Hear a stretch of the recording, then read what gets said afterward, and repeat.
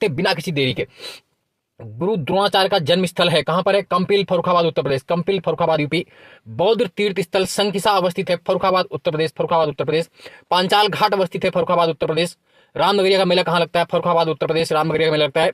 हाथ की छपाई के लिए प्रसिद्ध जिला कौन सा है? फर्रुखाबाद उत्तर प्रदेश। फर्रुखाबाद उत्तर प्रदेश। प्रदेश को कितने कृषि जलवायु क्षेत्रों में बांटा गया? एग्रो क्लाइमेट जोन कितने यूपी में? तो यूपी में 9 कृषि जलवायु क्षेत्र, 9 कृषि सस्य जलवायु क्षेत्र, 9। इंडिया में आएगा तो 15 करेंगे। विश्व में सर्वाधिक यूरेनियम के उत्पादन कौन करता है? तो कजाकिस्तान। कजाकिस्तान सर्वाधिक प्रोडक्शन करता है यूरेनियम का, जबकि यूरेनियम का सर्वाधिक भंडारण कहां है, रिजर्व कहां है? ऑस्ट्रेलिया में। ऑस्ट्रेलिया में। भारत में यूरेनियम की मुख्य खान है जादूगोड़ा, झारखंड में। जादूगोड़ा झारखंड में। उत्तर प्रदेश में यूरेनियम पाया जाता है ललितपुर में। ललितपुर में। वर्ष 2011 की जनगणना के अनुसार उत्तर प्रदेश में सर्वाधिक साक्षरता वाले जिले कौन से हैं? मैक्सिमम लिटरेसी रेट कहां है? तो गौतम बुद्ध नगर, कानपुर नगर, औरैया, इटावा, गाजियाबाद। टॉप 5 जिले गौतम बुद्ध नगर, कानपुर नगर, औरैया, इटावा, गाजियाबाद। सबसे ज्यादा गौतम बुद्ध नगर। नील आंदोलन का समर्थन करने वाले हिंदू पैट्रियार्ट के संपादक कौन थे, पब्लिशर कौन थे? हरिश्चंद्र मुखर्जी। हरिश्चंद्र मुखर्जी। नील आंदोलन 1859 टू 60 में कहां स्टार्ट हुआ? बंगाल में। नील मूवमेंट 1859-60 बंगाल। नील आंदोलन की प्रमुख भूमिका किसकी थी? लीडर कौन थे नील आंदोलन के, इंडिगो मूवमेंट के? तो दिगंबर बिश्वास, विष्णु विश्वास। दिगंबर विश्वास, विष्णु विश्वास। Taylor valley. टेलर घाटी कहां स्थित है? ऑस्ट्रेलिया में। कहां पर है? ऑस्ट्रेलिया में, टेलर वैली। कालगुडी व कूलगाड़ी गोल्डन माइंस, कालगुडी व कूलगाड़ी स्वर्ण क्षेत्र कहां पर स्थित है? तो ऑस्ट्रेलिया में। कहां पर? ऑस्ट्रेलिया में। दुनिया का ऊनी बंदरगाह वुलन पोर्ट कहलाता है, ऊनी बंदरगाह वुलन पोर्ट, सिडनी, ऑस्ट्रेलिया में।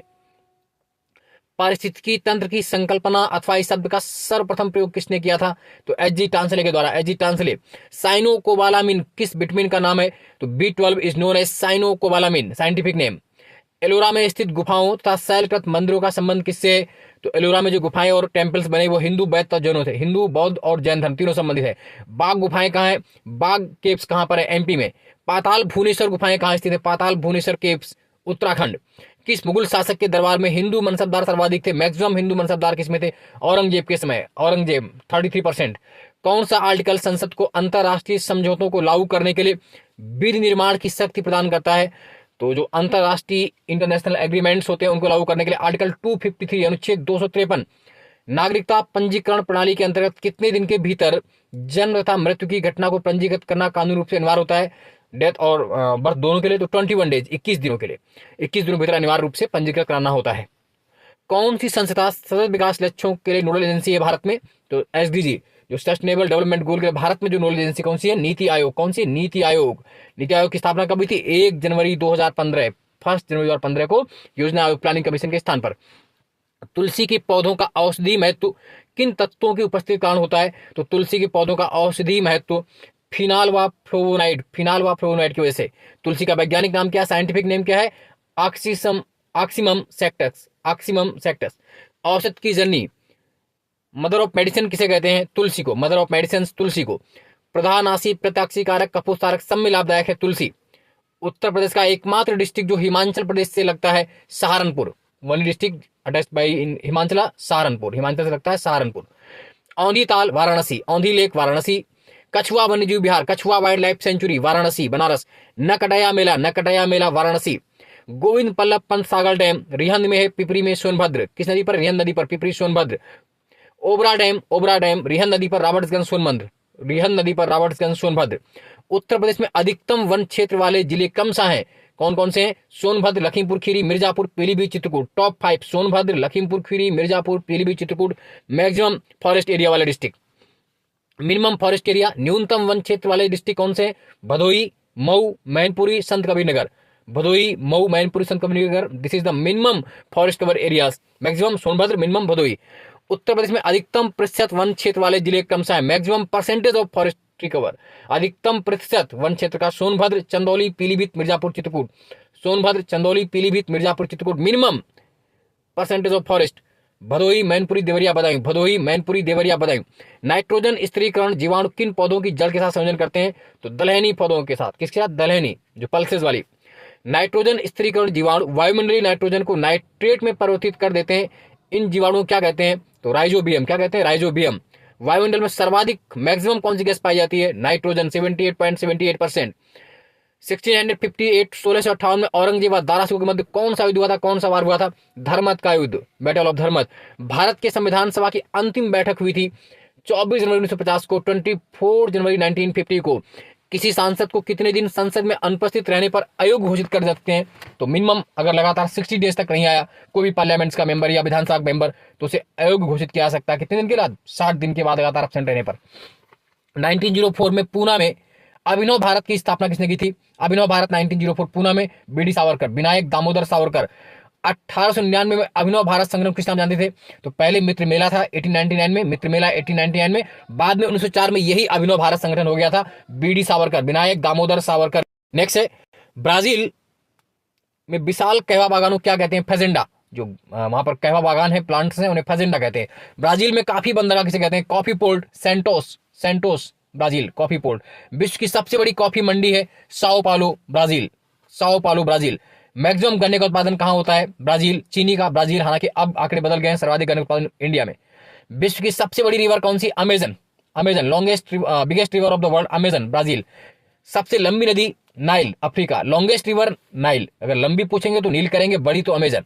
जॉर्डन, लेबनान, सीरिया, मिस्र, फिलीपींस की सीमा किस देश से लगती है? इजराइल से। किसकी? जॉर्डन, लेबनान, सीरिया, मिस्र, फिलीपींस। उन किसानों को क्या कहा जाता है जिनके पास साधन है पर धनाढ़ नहीं है? कुछ है पर बहुत ज्यादा धनी नहीं है।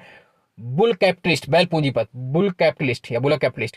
वर्तमान में भारत में गरीबी रेखा का निर्धारण क्या किया जाता है? नीति आयोग के द्वारा। कौन निकालता है? नीति आयोग के द्वारा। वर्तमान में भारत में गरीबी का जो परसेंटेज है वो 21.92% गरीबी है। लेकिन सर्वाधिक गरीब किस राज्य में? तो सर्वाधिक मैक्सिमम गरीब कहां पर? यूपी में। परसेंटेज में आएगा तो बिहार करेंगे, लेकिन ओवरऑल आएगा तो यूपी। अखिल भारतीय किसान सभा की पहली बैठक कहां हुई थी? लखनऊ में, 1936। The first meeting of all India farmer organization, Akhil Bharatiya Kisan संगठन की पहली बैठक 1936 में लखनऊ में। अखिल भारतीय किसान सभा के संस्थापक अध्यक्ष, प्रेसिडेंट कौन थे? चेयरमैन कौन थे? स्वामी सहजानंद सरस्वती, स्वामी सहजानंद सरस्वती। अखिल भारतीय किसान सभा के महासचिव थे एनजी रंगा। गंधार शैली किसका मिश्रण है? भारतीय तथा यूनानी कला का। और आज जगह लाइक सब्सक्राइब शेयर करते रहिए। चलिए आगे बढ़ते हैं। गंधार कला शैली के संरक्षक हैं शक व कुषाण। दक्षिण भारत के क्षेत्रीय प्रशासक व सैन्य नियंत्रक, regional administrator and army controller कहलाते थे पोलीगार सामंतवादी उपाधि दिया थी किसे? नायक शासकों के द्वारा। केंद्रीय खनन अनुसंधान संस्थान, central mining research institute, Dhanbad Jharkhand.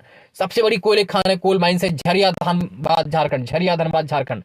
Raniganj West Bengal, coal mines, कोयला खनन की जानी जाती है। विश्व में सर्वाधिक कोयला उत्पादन कहां होता है?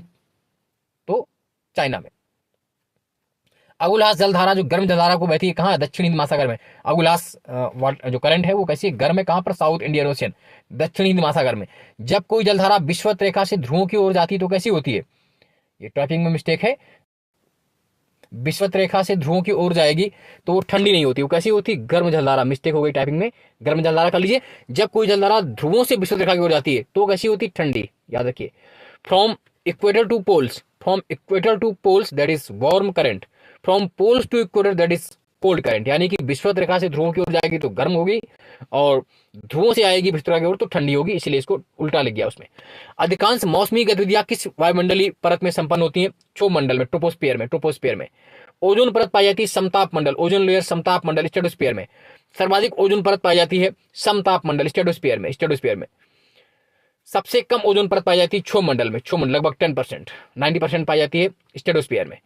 ओजोन परत की सर्वाधिक सघनता पाई जाती है, maximum density of ozone layer in 15 to 35 kilometre, 15 से 35 किमी की भी सर्वाधिक सघनता होती है। ओजोन परत की ऊंचाई नापी जाती है, किसमें नापते हैं? डेंसिटी क्या यूनिट क्या है उसका? डॉप्सन के द्वारा। किसमें नापते हैं उसकी मोटाई? डॉप्सन में। सर्वप्रथम 1985 में ओजोन छिद्र देखा गया था, किसके द्वारा? ब्रिटिश वैज्ञानिक टीम के द्वारा अंटार्कटिका में, ब्रिटिश साइंटिफिक टीम थी अंटार्कटिका में।